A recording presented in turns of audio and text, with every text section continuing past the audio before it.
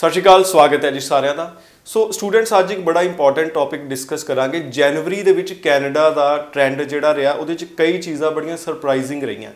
PTE ਦਾ ਕਿੱਦਾਂ ਦਾ ਰਿਹਾ trend, IELTS ਦਾ ਕਿੱਦਾਂ ਦਾ ਰਿਹਾ ਤੇ ਜਿਨ੍ਹਾਂ ਦੇ ਲੋ ਅਕੈਡਮਿਕ ਰਹੇ ਉਹਨਾਂ ਨੂੰ ਕੈਨੇਡਾ ਨੇ ਜਨਵਰੀ ਮਹੀਨੇ 'ਚ ਕਿਸ ਤਰੀਕੇ ਨਾਲ ਟ੍ਰੀਟ ਕੀਤਾ। ਇਹ ਸਾਰੀ ਇਨਫੋਰਮੇਸ਼ਨ ਤੁਹਾਡੇ ਨਾਲ ਸ਼ੇਅਰ ਕਰਾਂਗੇ। ਸ਼ੋਅ ਨੂੰ ਐਂਡ ਤੱਕ ਜ਼ਰੂਰ ਦੇਖੋ। सो अज के साडे गेस्ट ने लैंडमार्क इमीग्रेशन के सीनियर कंसलटेंट अनीता जी, स्वागत है जी। Thank you so much. So Anita ji, सब तो पहला स्टार्ट करते हैं PTE तो। PTE के रूमर भी चल रहे सी, सारा कुछ सी, बट जनवरी महीने PTE नूं कैनेडा ने किद्दां दा रिस्पॉन्स दिता? तो अगर मैं बात करूं, मैं लैंडमार्क की आपको बात करूंगी और उनके ही नंबर्स में आपको थोड़ा सा ये एक्सप्लेन करके बताऊंगी। सो हमारे जो लास्ट जनवरी मंथ में तकरीबन 200 के करीब वीज़ाज आए हमारे, एंड इसमें हमारे 30% स्टूडेंट्स वो थे जिनके PTE के साथ जिन्होंने एप्लीकेशन वीज़ा फाइल लॉन्च करी थी। क्योंकि जब PTE का र्यूमर्स आई थी या फिर वो कहीं ना कहीं स्टूडेंट्स खुद डर गए थे तो उन्होंने एप्लीकेशंस को नहीं एप्लीकेशंस अप्लाई नहीं करी थी। हालांकि हमें इन चीज़ों से कभी कहीं भी नहीं था, क्योंकि जब तक वो ऑफिशियल वेबसाइट पे नहीं था we were not considering that particular news. लेकिन अगर मैं बोलूँ तो इसमें 30% जो वीज़ाज हैं वो सिर्फ और सिर्फ PTE पे हैं। अब PTE के कितने स्कोर पे वो वीज़ाज हैं, हमारे पास जो maximum to maximum 65 to 70 overall पे गए हैं और मिनिमम जो गया है वो हमारा 56 पे गया है।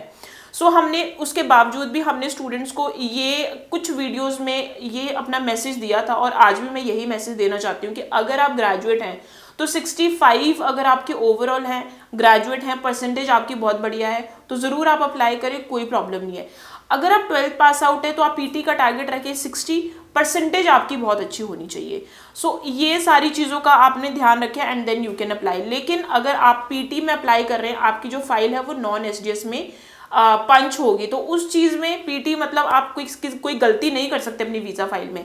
आपका कोर्स बिल्कुल रेलिवेंट होना चाहिए, आपकी funds, income and visa file and most important SOP बिल्कुल अप्रोप्रिएट होनी चाहिए। तो यही कुछ चीज़ों का हमने ध्यान रखा था and we got the very good success in the PTE application. So IELTS का किद्दां दा रिस्पॉन्स रहा? 5.5 वालियां दा भी खास करके जी। सो 5.5 वालों का जो स्टूडेंट्स 5.5 इन 1 के थे या फिर किसी 2 में 5.5 थे, टू बी वेरी ऑनेस्ट उन चीज़ों के लिए हमने इतनी ज़्यादा एप्लीकेशंस नहीं पिक करी थी। रीज़न क्योंकि हमें मार्केट ट्रेंड पहले से ही पता था उस चीज़ का। जो भी 5.5 या 2 में 5.5 थे उनके रिफ्यूज़ल रेट काफ़ी ज़्यादा है कंपैरेटिवली, बिकॉज PTE तो कहीं ना कहीं आपके आइल्स को इक्वल करता है कि okay 61 equals to 6.5 band. But अगर आइल्स अपने आप में ही 5.5 है तो वो एक ड्रॉबैक है। तो आपके अगर आइल्स कम है तो मैं आपको यही एडवाइस करूंगी कि आइल्स रिपीट करें। लेकिन कनाडा में इस चीज़ का बड़ा प्रॉब्लम रहता है कि कोर्सेज नहीं मिलते। बहुत कम कॉलेजेस हैं कनाडा में जो 5.5 इन 1 या फिर 5.5 इन 2 करके मॉड्यूल लेते हैं। यानी कि अगर मैं पूरी कनाडा में बात करूँ पब्लिक कॉलेजेस में तो मेरे ख्याल से 50 या 60 कॉलेजेस में से 4 या 5 कॉलेजेस होंगे जो 5.5 इन 1 एंटरटेन करते हैं।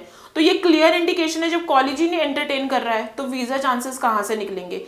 वहीं पे जो PTE है वो PTE को कॉलेजेस ज़्यादा एंटरटेन करते हैं। तो मैं आपको ये बोलूँगी कि जो आपको एक्सेप्ट कर रहा है एप्लीकेशन अप्लाई करो, लेकिन वीज़ा के टाइम पे आप ज़रूर अपना आइल्स को 6 या 6.5 नॉट लेस देन 6 के अकॉर्डिंगली लेके जाओ, then for sure you will get your good result. So लो अकैडमिक लास्ट ते जनवरी च लो अकैडमिक की भी गल कर लेंगे हैं, किन्ने क % लो वालियां नूं कैनेडा ने वधिया रिजल्ट दिते जी। सो इसमें जब आपका लो परसेंटेज होता है उसमें जो सबसे इम्पॉर्टेंट चीज़ जो प्ले करता है वो करता है कोर्स रेलेवेंसी। लेट सपोज एक एग्जांपल देते हैं, हम एक केस सिनेरियो पकड़ लेते हैं कि हमारे पास नॉन मेडिकल की प्रोफाइल है। नॉन मेडिकल में फिजिक्स में किसी स्टूडेंट के हैं 65, मैथमेटिक्स में है उसके 50 एंड केमिस्ट्री में है उसके 70। तो ये हम इसको लो कैटेगरी में ही वो करेंगे। लेकिन अब अगर मैं उसका मैथमेटिक्स से रिलेटेड कोई भी कोर्स उठाऊं तो उसके वीज़ा के चांसेस बहुत ज़्यादा अच्छे नहीं होंगे। तो मुझे उसका केमिस्ट्री उठाना पड़ेगा क्योंकि उसमें उसके मार्क्स अच्छे हैं। तो then I can pick the course related to chemical lab technician. अब कुछ लोग यहाँ पे भी गलती कर लेते हैं कि चलो ठीक है हम केमिस्ट्री के रिलेटेड कोई प्रोग्राम उठा लेते हैं, वो पिक कर लेंगे केमिकल इंजीनियरिंग टेक्नीशियन। अगेन जो इंजीनियरिंग वाला जो वर्ड है ना वो मैथमेटिक्स को रिलेट करता है और उसका भी एक रीज़न होता है।